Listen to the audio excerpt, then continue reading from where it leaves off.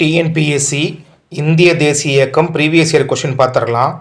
எந்த புரட்சிகர நடவடிக்கைகளுக்காக ராம் பிரசாத் பிஸ்மில் மற்றும் அஷ்ஃபாக்குல்லா கானும் கைது செய்யப்பட்டு சிறை தண்டனை விதிக்கப்பட்டது?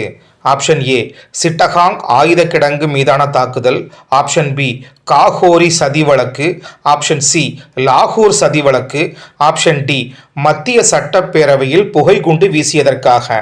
சரியான பதில் ஆப்ஷன் பி காகோரி சதி வழக்கு. இதுக்கான புக் ப்ரூஃப் எங்கே இருக்குன்னு பார்த்துருவோமா?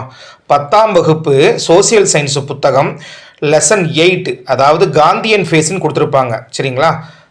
பேஜ் நம்பர் 103 எடுத்துக்கோங்க. அதில் பாருங்கள், அந்த எல்லோ கலரில் ஹைலைட் பண்ணியிருக்கோம். 1925ஆம் ஆண்டு ராம் பிரசாத் பிஸ்மில், அஷ்ஃபாக்குல்லா கான் மற்றும் பலர் லக்னோ அருகே காகோரி என்ற கிராமத்தில் அரசு பணத்தை கொண்டு சென்ற ஒரு ரயில் வண்டியை நிறுத்தி கொள்ளையடித்தனர். அவர்கள் காகோரி சதி வழக்கில் கைது செய்யப்பட்டு விசாரிக்கப்பட்டனர். Book proof page number 103.